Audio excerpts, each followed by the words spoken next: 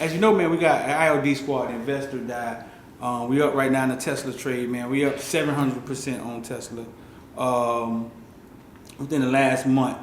If you want to learn how to trade or learn how we trade, and you need to sit down and talk to somebody, we do one-on-ones. I mean, we do one-on-ones. I've had at least 5 or 6 of them within the last 2 months, where we sit down and we show you.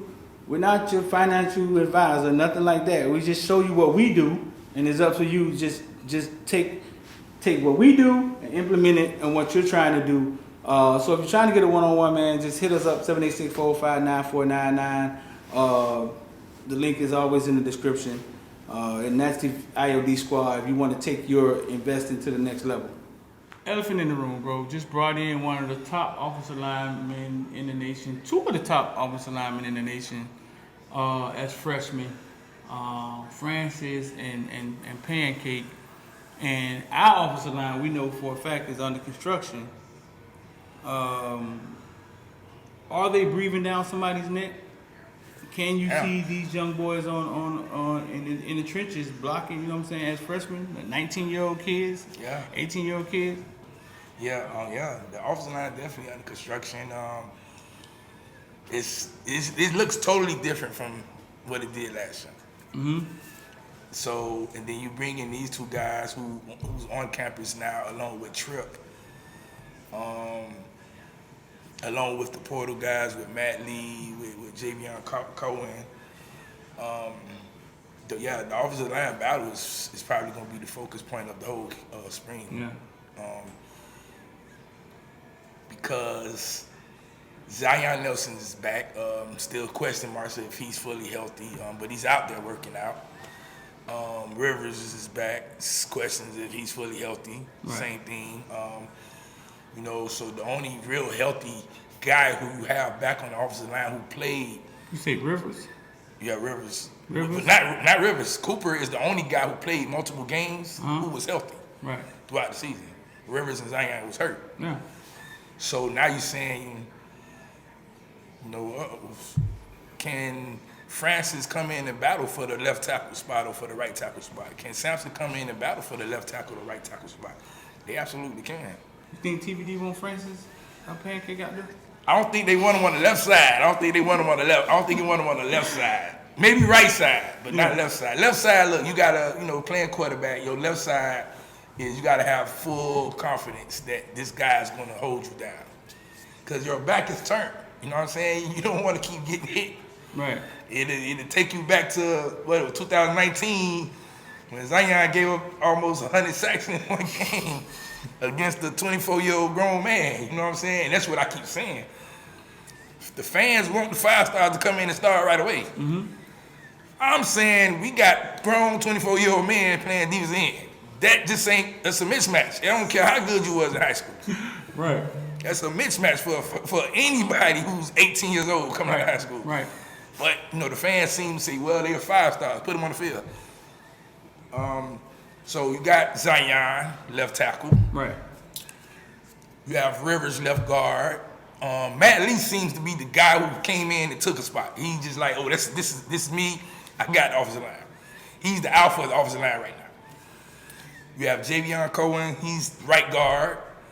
Inez Cooper, right guard. Mm-hmm. The spot that's open for a battle, which all of them are, but right tackle. Right tackle. Right tackle. So you have Francis, you have Sampson, you have Matthew McCoy. Who else? You have, I guess you want to add the Washington kid, Chris Washington. Mm-hmm. I don't know if you want to add the Michael McLaughlin kid. We got those guys too. Who you got at left tackle? Left tackle has Zion. So you saying Zion healthy, he ready to go? Zion is healthy, he ready to go. He's the left tackle, starter left tackle. What was his big turn? How did he go from a guy giving up 100 sacks to? Well, Zion came to UM at 240 pounds. Okay. He had to gain 40 pounds just to get 280. Right. So when he gained them 40, he was 280 playing against a grown 24-year-old man. This man was grown. Mm-hmm. That was him in that Florida game? Yeah, Florida game. Right. You know, so second season he got a whole lot better. He went from, I think he went from giving up 15 to only 9. I mean, that's not amazing, but it's better than 15. Right. His third season, he went from 9 to 3 sacks. Really? All ACC player now. So now it's like, oh, Zion could be good, but he just had to mature because his body was 240. Now he's at 320. Right. Pancake is impressive that he looked up close. He has one of them bodies where it's like, oh, this guy could have been a basketball player. You know what I'm saying? Or he has one of those slender bodies. He's a big offensive tackle, like Centrell Henderson. Centrell Henderson was maybe a lot taller, right? I think Centrell was just bigger. Just bigger, period. Yeah, he was just bigger. Pancake's bottom, his bottom half, bro, he has tree trunks for legs. But he went to I think he went to the Army All-American, or whatever they call it these days, the All-American game. The unarmed. Right. And the reports came back that he had to that he struggled a little bit in the beginning. I caught up with him, talked to him, hollered at him. Very confident kid. Confident, cocky, call it whatever you want to. He's very confident kid. Understands who he is. He's grounded. But he also admitted that he played against not sufficient talent. He played against what Coach Hayes called them little Timmies his high school career. And when he got at the Army All-American game, those were dogs. Top 60 players in the nation. He had to catch up with the speed. It had nothing to do with hard nuts, none of that stuff. He had to catch up with the speed of the game. And it had nothing to do with being soft or nothing like that. Which is totally understandable. I could only imagine playing basketball against Sisters of the Blind for 4 years, and then you get thrown in an All-American game. Yeah. Nah, I mean, it's like, okay, you playing against this group, you just better than everybody, and then go to a All-American where everybody's good. Right. No difference from my first time going to a basketball camp. I just was shocked. I was like, man, I'm the best thing in Miami. Then when I go to a camp, I'm like, oh, shit, these niggas is good. Hold on. I thought I was the man, You're like, oh, nah, you ain't, because these dudes, but. Were you on their level? Yeah, I was on their level, but I figured if I was better than everybody in Miami, I'm better than everybody else everywhere else. They had stuff you didn't have? They was doing stuff I was like, oh, okay, I didn't know they could do that. And then being a guard, like, oh, they got 6'5" point guards. Hold on. Right. I'm thinking like, this ain't supposed to be. 6'5", he's supposed to be a forward or something. But right. Same thing with Sampson. Like, he was the best where he was at. Right. He comes to an All-American camp, and guess what? Everybody's good. You're not the guy. You're not the best guy anymore. Everybody's good. Right.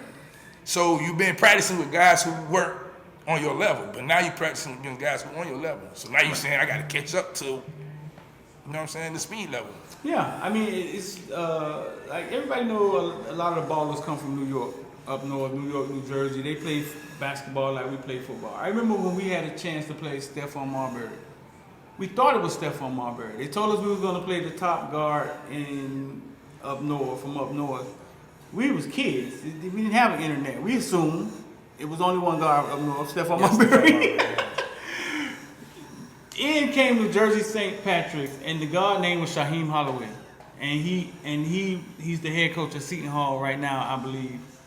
And we got to play against him and a young Patterson that went straight to the NBA, went straight to the Indiana Pacers. His name was Patterson. They were on the same team, but Patterson was young.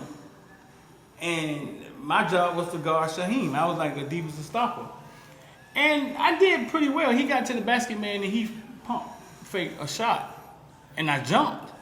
And he kept dribbling, and he laid the ball up. And I was like, what just happened?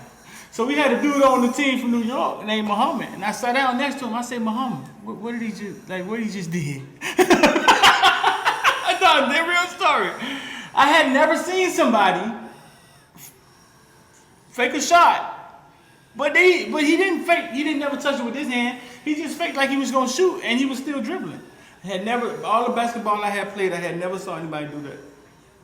and it looked like he was finna shoot, but he never stopped dribbling. And I jumped, he went around me, he laid the ball up. And Muhammad was like, man, he pumped. He can't even explain it. Like, man, he basically faked like he was gonna shoot, but he never even touched the ball with the other hand. He just kept dribbling. Had never saw it before. We were seniors, I think, bro. And that's what you're saying. I mean, when you walk into something that's like, oh, he was playing basketball 5 years probably before I was playing basketball.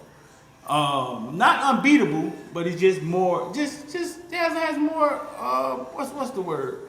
Just been doing it longer than you, dog. You know what I'm saying? More seasons, had more tricks in the bag. And I think that's what Samson, and I think he's going to deal with that in college. Yeah. Even now, you know what I'm saying? They, speaking with some of the players and his coaches, they see he has all the physical traits. Mm-hmm. Now it's more so of him just saying, knowing that, I can, get to, right. You know what I'm saying, kick out fast enough for this defensive end. Because, now he's finna be playing against Nigel Kelly, Cyrus Moss, Harvey, Chaz Williams. Them guys come off the edge fast. Right. They not the little Timmies like Coach say. You know what I'm saying? So now that kick out gotta be You know what I'm saying? They can't be Right. So he has to realize that he has the ability. He just gotta know it, you know what I'm saying, every time he's out there. If he start putting on muscle and weight and he starts getting bigger and he start maturing, man, he's gonna be a behemoth, bro. Yeah, him. And look, they praising him and they praising the hell out of Francis, man. Are they? Yeah, they praising Francis. They saying, he's ready. They saying he's ready now. How old is he? Do we know? Francis may be 18. I think he's 18. He probably is young. turning 19 soon. But yeah, they saying he's ready. These kids these days, they hold them back so much. Who knows how old they are Yeah, when yeah. they get to college. But Francis is the one who I think probably most likely going to crack that depth chart. When I mean crack the depth chart, I mean he might can fight for a starting position. Really? Because they saying he's ready. Did Arnaz Cooper show you enough last year?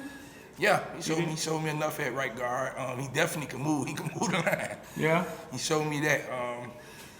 Dog, the Kings got a new offensive line, dog. Everybody's going to be new. Like I say, the only person to be there who played last season without being injured is Cooper. All the offensive talk we were saying, man, we ain't getting no offensive play. It was all offensive line moves they was making. They got a new line up in there, bro. Yeah, if the offensive line can block, then the offense is pretty good. Or they can do things that they couldn't do. So right. Another position we're gonna talk about, man, is DBs. I believe it's two guys that's gonna make a name for themselves. I believe Chris Graves sneaking in that starting lineup eventually, and I think Marquise Williams is gonna have to be on the field. I think we figure out a way to put James in positions to where he is an enforcer. Right. He's enforcing something, yeah. Right. He can roam, he's around, but he can get after the quarterback. I think this is the defense for it. Just go back to what James was in high school. Yeah. James roamed the field. He wasn't just back there playing safety. He roamed the field. He was enforcer. He had teams scared because 20 was there. Right. What you was here to say, this is the defense to allow him I think this is the defense that's going to allow him to be able to do that. Or allow the defense to be able to send Cam and drop James. And now you always think it's James, right? But it don't have, because you could drop James. Right, so no, I think you put a guy like Lance in there and now he has these toys to play with. See, people always look at it like, who is he coach? Well, some of these good dudes don't get the opportunity to coach guys. Some of them make guys out of what they have. But what happens if you give them guys? You know what I'm saying? First of all, they got to get the guys' attention. That's the first thing, because AJ talks about that a lot, coaching talent. Yeah, sometimes some talent don't want to hear that shit you're talking about. Because they don't know everything, but they know they can do A and B. First, he has to get their attention, which I think he got their attention. Oh, he definitely got their attention. Yeah, he got their attention. He got their attention early. I think he got their attention. Then he's gonna have he can play with the tools he has. Yeah, like he's sitting with a toy box. He's like, I got all these toys in the box. Yeah. Oh man, that's some fun. Right. But Marquise Williams, and I think Chris Graves are going to push their way into the lineup, bro. I think they get on. Yeah, definitely. Markeith. You know, he's one who seems to understand the game. Yeah. He studies the game. And you know, when we had him on the show, he said, yeah, he's right there behind Cam. He's studying. He's trying to follow what Cam's doing because he wants to be that guy too. You know, so when you have him to go along with Cam, to go along with James, this is what we kind of thought was going to be last year when you say, okay, we got Cam, we got James, we got Avante. Obviously, it didn't work out. So now we're saying, well, this is the defense that's going to allow that because you can play the 4-2-5 where you can say, well, we're going to put 3 safeties on the field. And then James going to roam. Or as you say, we'll drop James and send Cam. Right. Or we'll drop Cam and James and send Markeith. Right. You know what I'm saying? Or let Markeith go cover a slot guy or cover the slot receiver. Right. And then drop Cam and James. Right. Stuff like that. So you have those situations. And Chris Graves coming out of high school, I just felt like he was going to be our best cornerback regardless. Because he just has the ability. A lot of people did. And he has it because he played offense, he played defense. So he understands what a receiver does. Yeah. And I just think off natural talent, he just has it. Right. No, listen, man. We know linebackers coming in, young kids gonna have a chance to play. D-line wide open. At the wide receiver position, that's another position where I think young kids may have a chance to establish themselves. If those older guys don't put their foot down and be like, all right, listen, last year was boo-boo. But I think the depth at that position, they gotta play. They gotta play. I think it's about 7. Yeah. Maybe 8, if that. So yeah, they gotta play. They ain't got no choice. Right. I guess I'm talking from a standpoint of who will be the starters. Like who's gonna be the alphas. You know what I'm saying? Who's gonna be the starters? Yes, the young kids will have to get on the field. Robbie, them guys will have to play. The kid from Tennessee is gonna have to show up eventually. I said Horton. Yeah, Horton's gonna have to show up. And the last position I want to talk about, man, is Tyler Van Dyke is a starter. Takari Brown will be looking over Dog's shoulder. I don't care what nobody says. He will be standing there looking over his shoulder. We know the potential. We know his work ethic. And I can only assume that he's gotten better again. Anytime you give him idle time, he gets better. And I think that should make TVD better if he's a gamer. If he's a gamer, this is the offense for him. That should make him better. And that should make him go out there and stand up and perform. That's what football is, especially at that position.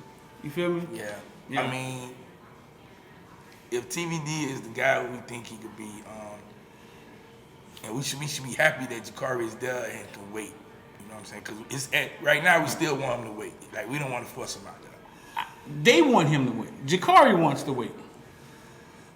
But sometimes you can't.